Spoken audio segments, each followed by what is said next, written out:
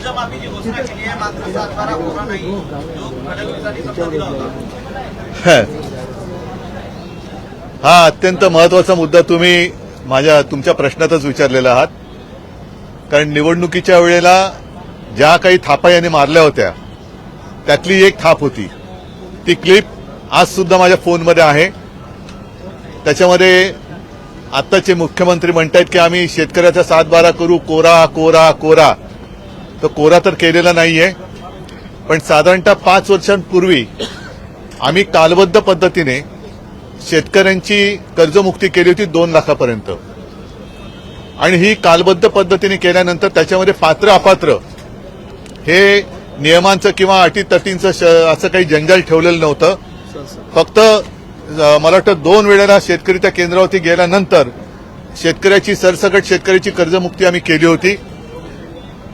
दुर्दैवाने त्याच्यानंतर कोरोना आला म्हणून नियमित कर्ज परतफेड करणाऱ्यांचे 50,000 रुपये प्रोत्साहनपर राशी होती ती आम्ही द्यायला सुरुवात केली आणि आमचं सरकार पाडलं गेलं. एकूण जर का अर्थसंकल्प पाहिला तर 7-12 तर कोरा झालेला नाहीच आहे. लाडक्या बहिणींचं जे काय भरीव 2100 रुपये देणार होते त्याचा कुठे उल्लेख नाहीये. कॉन्ट्रॅक्टरसाठी मात्र ठोस योजना आहेत. म्हणजे प्रत्येक ठिकाणी अगदी डिटेलमध्ये त्याचा कुठून कुठे मार्ग किती होणार आहे, किती कोटींचा होणार आहे, या कॉन्ट्रॅक्टरसाठी ठोस योजना आहेत. शेतकऱ्यांसाठी आणि बाकी म्हणजे कामगार असतील, शेतकरी असतील यांच्यासाठी मात्र हा फसवा अर्थसंकल्प आहे. थोडक्यामध्ये विकासाचं मृगजल दाखवणारा हा अर्थसंकल्प आहे. प्रत्येकाला आता काही दिवसानंतर कळेल की या अर्थसंकल्पाने त्याच्या आयुष्यात काय फरक पडणार आहे.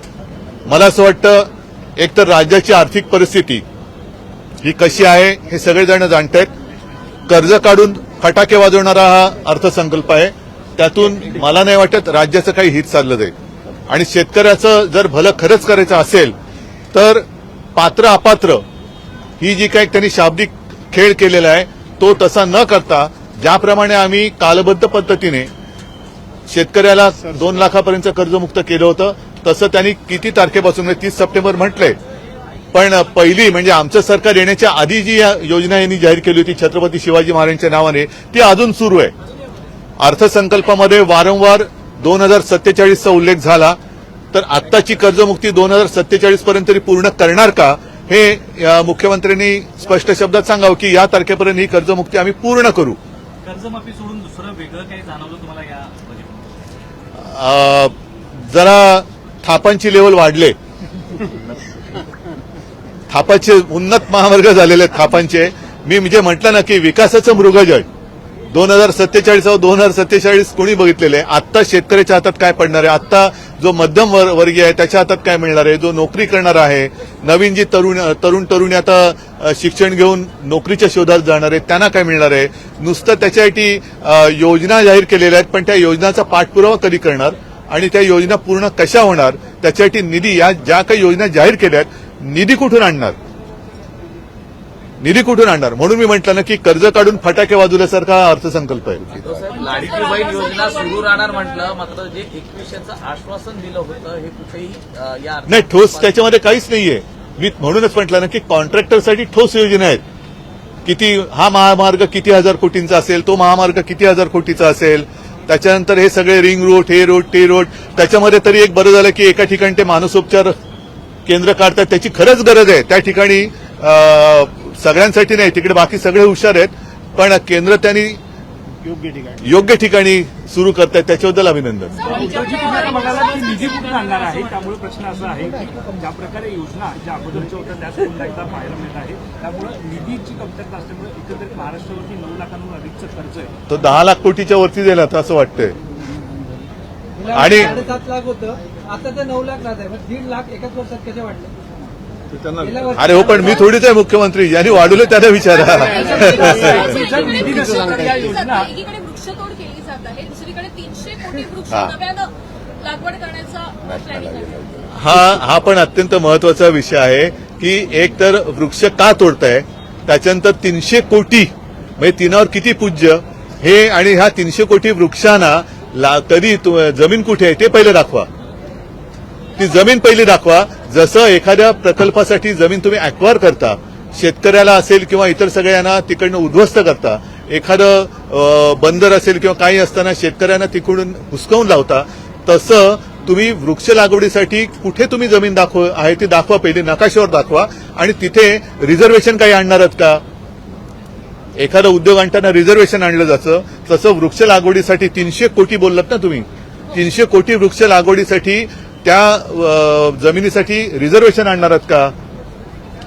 तर याच्याबद्दल काहीच नाहीये. आणि पर्यावरण याच्यामध्ये पर्यावरणाचं कुठे देखभाल घेतली गेली आहे? सर, ज्या ठिकाणी आता 1000हून अधिक संख्या आहे त्या ग्रामविकासामध्ये पूर्णपणे आता काँक्रीटचे रस्ते करणार असं सुद्धा एक निर्णय. बरं, आता हे कॉन्क्रीटचे रस्ते करताना सिमेंट कॉन्क्रीट कोणाकडनं खरेदी करणार हे उघड आहे. कारण मी आमच्या महापालिकेच्या निवडणुकीच्या संदर्भात जी शिवाजी पार्कवरती सभा झाली त्याच्यात बोललो होतो की जवळपास 60 ते 70% सिमेंटचा पुरवठा हा एकाच कॉन्ट्रॅक्टरच्या विविध कंपन्यांकडनं घेतला जातो. म्हणजे ही कॉन्ट्रॅक्टरची धन करणारा हा अर्थसंकल्प आहे. कोणी मागितलेत रस्ते एवढे? आणि या रस्त्याने जायचं तरी कुठे आणि जाऊन करणार तरी काय? बुलेट ट्रेन करणार, पण बुलेट ट्रेननी मुंबईचा माणूस अहमदाबादला जाऊन करणार काय? त्याच्यामुळे आत्ता जी गरज आहे त्या गरजेसाठी या अर्थसंकल्पात काही हाती लागते असं मला काही दिसत नाहीये. तुमच्यामध्ये हा अर्थसंकल्प सर्वसामान्य तर सुरू राहणार आहे, पण याच योजनेचा लाभ अनेक लाडक्या भाऊंनी देखील घेतलेला आहे. त्यामुळे या सरकारची अनेक नाही, बघा, आता हा थोडा विषय वेगळा आहे. आता आपण अर्थसंकल्पावरती बोलताना मला असं वाटतं कर्ज असताना आता ही जी नवीन निधी घेतली जाणार आहे आणि वेगवेगळ्या नाही, हा निधी आणणार कुठून? म्हणून मी परत सांगतोय की कर्ज काढून दिवाळी साजरी करण्यासारखा हा अर्थसंकल्प आहे. शेवटी हे कर्ज हे 2047 साल दाखवूयात तोपर्यंत यांचं सरकार टिकणार नाहीये, भाजपा टिकणार नाहीये. मग 2047 पर्यंत जे काही कर्जाचा डोंगर राज्यावरती लादणार आहेत ते कर्ज फेडणार कोण? कसं फेडणार? आणि आता कॉन्ट्रॅक्टरची धन करण्यासाठी जसं गेल्या अर्थसंकल्पामध्ये होतं तसंच या अर्थसंकल्पात सुद्धा नुसते रस्ते, महामार्ग, पण आता जे शिकले सवरलेले तरुण आहेत, तरुणी आहेत, त्यांना नोकरीसाठी काय तुम्ही उद्योग आणताय? AI म्हणजे काय? नेमकं कशात त्याच्यात नोकऱ्या मिळणार आहेत? ह्या कुठेही त्याच्यात सविस्तर उल्लेखच नाहीये. जशी तुमच्यामध्ये हा जो अर्थसंकल्प मांडला आहे, हा अर्थसंकल्प सर्वसामान्य कंत्राटदार की उद्योगपती कोणासाठी दिलासा आहे? नाही, सगळ्यांसाठी आहे. आणि कर्जमाफीचं सुद्धा मी शेतकऱ्यांना सांगेन की हे लबाडा घरचं अवतरण आहे. अजूनही त्यांनी 2017 का काही साली जी केली होती छत्रपती शिवाजी महाराजांच्या नावाने कर्जमुक्ती, ती चालू आहे. ती योजना अजून चालू आहे. ती कधी पूर्ण करणार? आम्ही सुरू केली आणि कालबद्ध पद्धतीने पूर्ण पण केली. मात्र यांची ही योजना, ती योजना अजून चालू आहे. मग आत्ताची योजना नेमकी कधीपासून कर्ज मुक्त व्हायला शेतकरी सुरू होईल आणि त्याच्यानंतर ही कर्जमुक्ती कधीपर्यंत पूर्ण होईल का? ती सुद्धा 2047 पर्यंत चालू राहील. आणि शेतकऱ्याचा 7/12 कोरा करण्याचं तुमचं जे एक आश्वासन होतं ते आश्वासन का नाही पूर्ण केलं? राहुल गांधी यांनी ऊर्जा सुरक्षेसंदर्भात प्रश्न उपस्थित केले. आता तो याच्या अर्थसंकल्पाशी हे नाहीये. मुंबई गोवा महामार्गाचं काम पूर्ण होण्याआधीच प्रवाशांना टोल मानसोपचार तज्ञ, बरोबर आहे.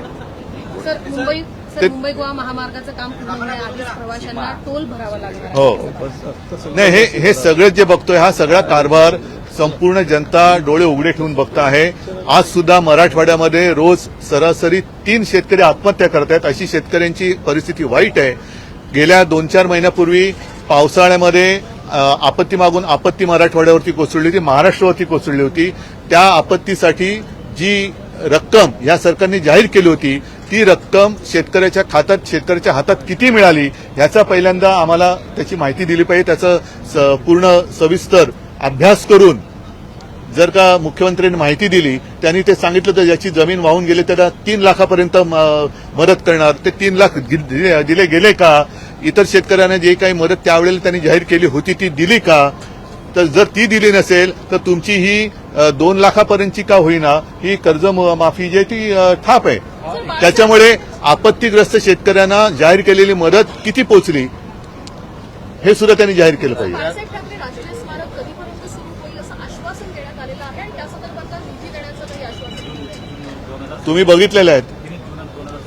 आता ते काम त्या ट्रस्टचा अध्यक्ष मी आहे आणि ते काम पूर्ण होणार ते सांगतात. त्याच्यामुळे याच्यातनं तुम्हाला अर्थसंकल्पातला फसवेपणा कळेल. चला.